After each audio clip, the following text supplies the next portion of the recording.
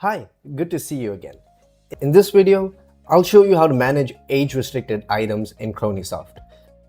To configure this, open Pricebook, go to Departments.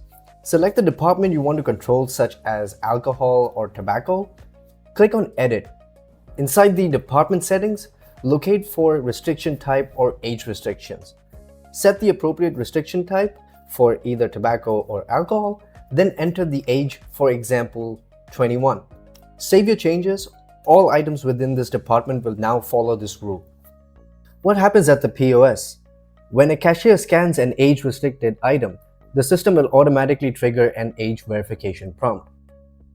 The cashier can then go ahead and scan the ID or even enter the date of birth manually. This ensures that the cashier can confirm if the customer meets the legal age requirement before completing the sale.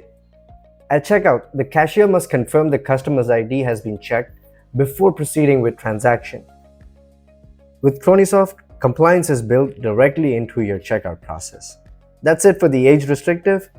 I'll see you in the next one.